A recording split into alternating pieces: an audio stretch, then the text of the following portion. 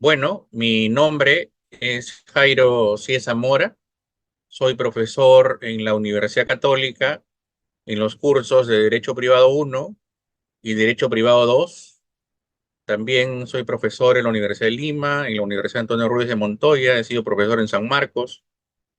Eh, Soy abogado en ejercicio. Veo arbitrajes en materia civil y en materia comercial. Formo parte del Instituto de Investigación Científica de la Universidad de Lima.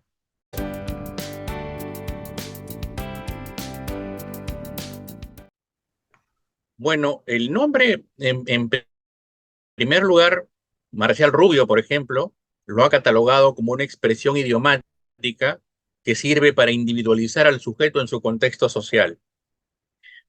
Fernández Cesarego, al mismo tiempo, en su libro de Derecho a las Personas, me, refiere o distingue, ¿no es cierto?, al nombre como parte del derecho a la identidad, señalando al derecho a la identidad como un derecho en la cual o una situación jurídica subjetiva en la cual se estratifican, digamos, las situaciones de la siguiente manera, ¿no? La identidad estática, en donde se encuentra el nombre del cual estamos hablando, o las generales de ley, o las huellas dactilares, o el domicilio, y la identidad dinámica, que ya tiene que ver con la proyección social de la personalidad. En el caso concreto del nombre, lo encontramos, reitero, dentro de la llamada identidad estática. Entonces, el nombre corresponde a un elemento fundamental de los derechos de la personalidad. El nombre permite identificar al sujeto, sea este persona natural o sea este persona jurídica, porque no olvidemos que cuando hablamos de nombres, no solamente nos referimos al nombre de las personas naturales, sino también nos referimos, ¿no?, al nombre en las personas jurídicas, sea a través de la denominación o de la razón social. Entonces, es fundamental esta manifestación de la identidad estática para una serie de situaciones que tienen que ver con el derecho a la identidad de las personas, ¿no? Que es un derecho subjetivo y que tiene también un reconocimiento constitucional. Se han manifestado una serie de variantes y jurisprudencia o precedentes en cuanto al nombre y a la discusión sobre el nombre. Así que la relevancia para las personas naturales y jurídicas y la relevancia para el derecho como instrumento o como sistema regulador de relaciones sociales es fundamental.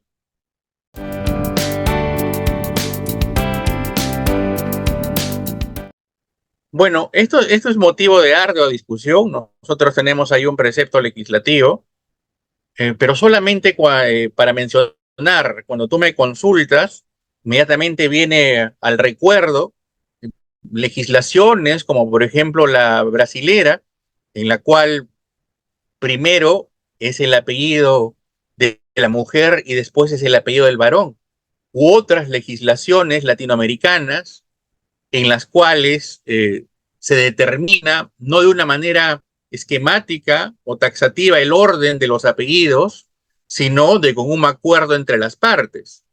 Sobre el particular debo recordar que hubo un proyecto de ley presentado por la congresista Marisa Glave en un anterior congreso sobre este orden de los apellidos, ¿no es cierto? Y aquí va un poco mi comentario. Mi comentario va a que el nombre incorpora también los apellidos, no solamente el prenombre, sino incorpora los apellidos. Otro tema importante, solamente para mencionarlo, sé que no es materia de esta conversación, es el caso Ricardo Morán, ¿no es cierto? Que tiene que ver también con los apellidos que forman parte del nombre y que fue resuelto al nivel del Tribunal Constitucional, declarando fundada la demanda de amparo de Morán que tenía que ver con el nombre y los apellidos paternos sobre hijos que habían nacido y que se habían generado bajo los métodos de maternidad subrogada, ¿no? Y también los métodos de reproducción humana asistida. Bueno, eso solamente para contextualizar, ¿no es cierto?, el asunto, ¿no? En general. El nombre, reitero, implica prenombres e implica apellidos, tal como lo establece, si mal no recuerdo, el artículo 19 del Código Civil. En lo referente al cambio de nombre, sí hay un precepto legislativo. En el caso nuestro es el artículo 21 del Código Civil, que establece que el nombre no se puede cambiar, no se puede variar, salvo, y ahí está una excepción, por un motivos justificados y mediante resolución judicial, ¿no? Ahí tenemos el cambio de nombre. Motivos justificados y mediante resolución judicial debidamente inscrita en el registro de personas naturales. Entonces, sí, hay motivos justificados. Ahora, ¿qué se entiende por motivos justificados? Ese es otro gran dilema, otro gran tema que la jurisprudencia administrativa o la jurisprudencia judicial ha ido llenando, ¿no? ¿Cuáles son estos motivos justificados? No me puedo extender mucho por la naturaleza del interrogatorio. Sin embargo, lo que puedo decir es que se han presentado casos muy complejos, por ejemplo, en temas de derecho a la identidad sexual, en donde se ha ido por el procedimiento de cambio de nombre. Casos muy complejos que tienen que ver también con el nombre cuando vulnera la dignidad de la persona, ¿no es cierto? O es motivo de escarnio, de burla, ¿no? Entre paréntesis, puedo recordar nombres como Hitler, ¿no? O nombres como Johnny Walker, o nombres, ¿no es cierto?, como Neurona H2O, ¿va? Cierro el paréntesis, para recordar nombres que afectarían la dignidad de las personas, ¿no? Entonces, el tema del nombre y el cambio se refiere a muchas situaciones que sean justificadas. Ahora, el término justificadas tiene que ser llenado su contenido a través de los precedentes y de la jurisprudencia.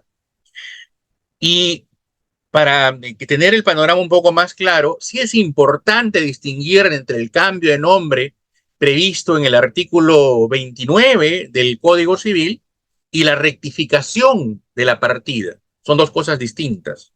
El cambio de nombre implica la variación de los prenombres o eventualmente de los apellidos por razones argumentadas, pertinentes, justificadas. Se me viene a la mente el caso Karen Mañuca, Quirós Cabanillas, uno de los primeros casos que llegó al Tribunal Constitucional y en el cual hubo un tema de cambio de sexo físico y el Tribunal Constitucional finalmente determinó que ya no se llame Manuel Jesús Quirós Cabanillas, la historia es larga, pero que se llame como se había llamado, hecho llamar siempre, Karen Mañuca Quirós Cabanillas. Es un caso importante. Ahora, ¿cómo se resolvió este caso? Interesante, a través de una acción de amparo y no de una acción de garantía constitucional. Perdón, me corrijo. No fue una acción de amparo, fue una acción de habeas corpus, ¿no? Pero fue por una acción de garantía constitucional. Eh, Allí, por ejemplo, tenemos un tema interesante de cambio de nombre, porque hay una razón que argumenta un tema de identidad sexual. Pero puede haber también circunstancias en que no estemos ante un tema de identidad sexual o un tema de cambiar los prenombres o los apellidos, sino un tema de rectificación por equivocación o por un error material. Como dice el Código Procesal Civil, terminaciones que culminan, por ejemplo, en OEA, María, cuando evidentemente es Mario, ¿no es cierto? Patricio, cuando evidentemente es Patricia. Joel, cuando es con H o sin H. Esos temas, ¿no es cierto?, no son cambio de nombre. Esos temas corresponden a un error material y por lo tanto se llevan a cabo en un proceso no contencioso, no hay controversia, sino que hay una aclaración o una resolución a una incertidumbre jurídica y allí estamos ante una rectificación de partida. Entonces, volviendo a aterrizar en tu pregunta, hay una serie de precedentes, pero efectivamente una cosa es cambio de nombre que se lleva a cabo eventualmente en un proceso de conocimiento, un proceso lato, porque hay que probar, argumentar, justificar, y otra cosa es un proceso de rectificación de partida, que es un proceso no contencioso, un proceso breve, en el cual de manera clara, ostensible, se determina que se trata de un error.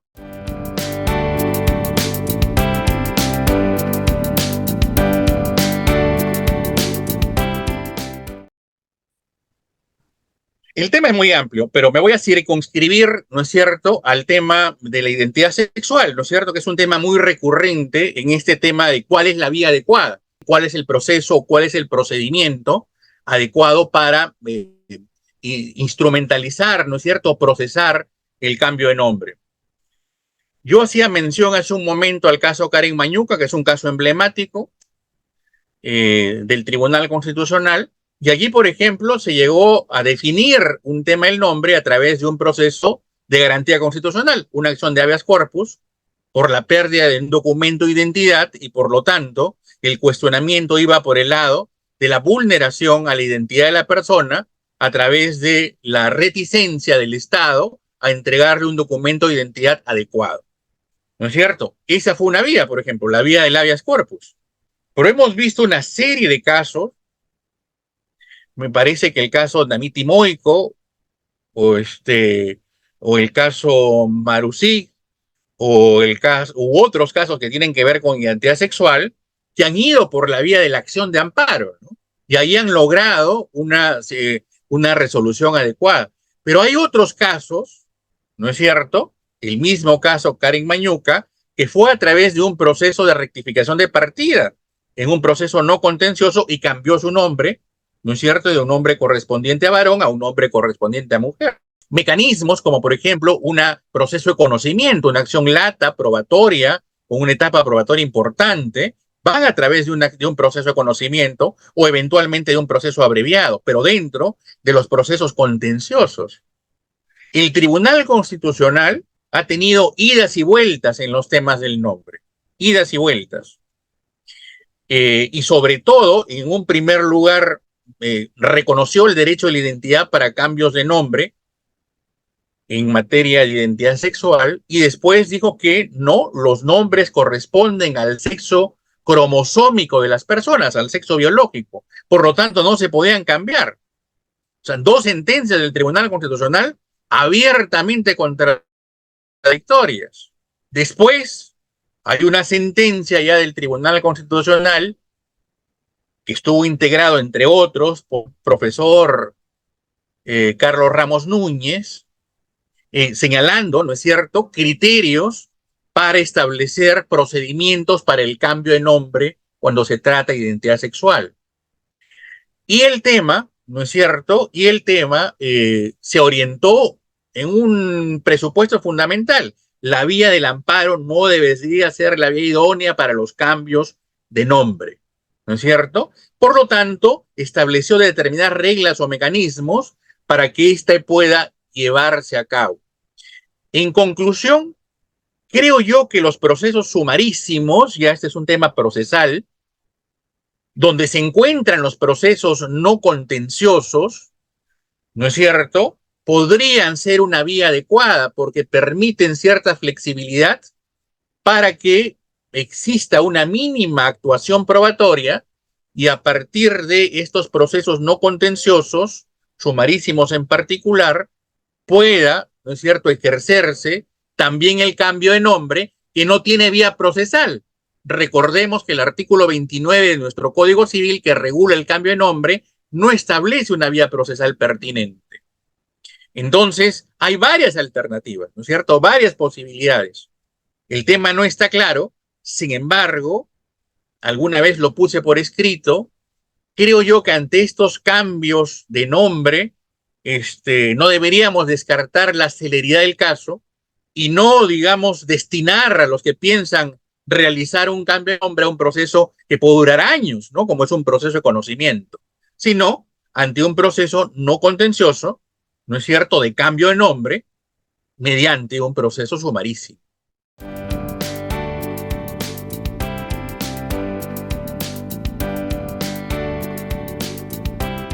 Bueno, si se da una resolución judicial, ¿no es cierto?, de cambio de nombre, recordemos que la vía judicial es la pertinente. RENIEC tiene obviamente un marco, pero en la vía administrativa. La resolución para el cambio de nombre no es administrativa, la resolución para el cambio de nombre es judicial y se inscribe en el registro personal. Las implicancias son eh, consolidadamente importantes para el derecho, ¿no? En materia de cambio de nombre. Se me vienen a la mente aquellos ejemplos dados por el profesor Juan Espinosa en su libro Derecho de las Personas, ¿no? En su libro Derecho de las Personas, que el cambio de nombre puede implicar, hablando en una solución a la alemana, en una pequeña solución y una gran solución, para mencionar un caso, ¿no? En la pequeña solución se cambian los prenombres, ¿no es cierto? Se cambian los prenombres, pero se mantiene el sexo de la persona. En la gran solución se cambian los prenombres y también se cambia el sexo y se inscribe como tal. Pero, por ejemplo, allí, en el caso alemán, para mencionar un caso mencionado por el profesor Juan Espinosa, el tema es interesante porque, digamos, una persona que cambió de nombre, se inscribió en el registro, era varón y ahora es mujer, pero supongamos que haya sido casado y tenga hijos menores, que se han presentado muchísimos casos en Europa. Se desatiende porque ya es otra persona, tiene otra identidad de las obligaciones alimentarias para con sus hijos. Se disuelve el matrimonio que originalmente tuvo con el nombre de varón. Bueno, las respuestas en el derecho comparado son variables, ¿no? Pero la mayor parte coincide en que no hay desatención a los derechos alimentarios ni de carácter familiar, así exista un cambio de nombre, ¿no es cierto? Y en algunos casos sí se llega a la disolución del matrimonio por este cambio de nombre. Para ponerte un caso, claro, nosotros pensamos en el ejemplo más común, te cambias de nombre, ¿no es cierto? Prenombres, y te cambias eventualmente de sexo registral, la gran solución alemana, y bueno, ya tienes otra identidad y te desarrollas en función a esa otra identidad, siempre y cuando tu verdad autobiográfica, es decir, tus precedentes anteriores en tu desarrollo social, coincidan con este cambio de nombre, ¿no es cierto? Y registral. Eso es un tema importante, ¿no es cierto? Que es la probanza para el cambio de nombre. Claro, decía que lo más común es que ya tienes una nueva identidad, pero claro, una persona piensa en una persona no casada, en una persona sin hijos, ¿no es cierto? Entonces, sin embargo, cuando se presentan estas variables, ahí el derecho tiene que hilar mucho más fino, ¿no es cierto? Y regular de una manera mucho más adecuada. Así que se presentan una serie de situaciones en donde la implicancia del cambio de nombre puede complejizarse, y es ahí donde se tiene que regular de una manera pertinente, tanto en la vía administrativa, por ejemplo, a través de RENIEC, como a través de la jurisprudencia o precedentes judiciales en nuestro Poder Judicial. Yo creo que el nombre tiene que ser analizado desde una perspectiva, claro, estática, como de su propia naturaleza, pero no solamente, como hemos mencionado en esta entrevista, referido a la persona natural, ¿no es cierto? El nombre también debe ser tratado en referido a las personas jurídicas, y esto tiene que ver con aspectos de todo tipo, aspectos que corresponden a personas jurídicas no lucrativas, aspectos que corresponden a personas jurídicas lucrativas o reguladas por nuestra Ley General de Sociedades. Entonces, el nombre no solamente debemos restringirlo a la mirada de personas naturales, sino también a la mirada y el estudio de precedentes administrativos, judiciales, registrales, referentes a las personas jurídicas con fines de lucro. Y allí, por ejemplo, entramos a otro mundo, entramos al análisis de lo que se denomina denominación, ¿no es cierto? O razón social, ¿no? U otras características que corresponden generalmente vinculadas al derecho societario. Pero no por eso el derecho civil no tiene que mirar a estas figuras que corresponden a las personas jurídicas societarias, porque finalmente estamos hablando de nombre. Así que si una de las cosas que no toqué, digamos, por temas de tiempo y de espacio, en lo anterior, pero puede ser en otro momento, viene a ser el nombre en las personas lucrativas o no lucrativas, ¿no es cierto? Me refiero a las personas jurídicas. Bueno, ese es un tema. Y concluyendo con respecto a lo conversado precedentemente, el nombre, reitero, ¿no es cierto?, es una manifestación de la identidad estática, del derecho a la identidad, comprendiendo a este como una situación jurídica subjetiva, ¿no es cierto?, en la que se tutela la individualidad, ¿no es cierto?, del individuo, del sujeto, para hacerlo o identificarlo dentro de un contexto social determinado.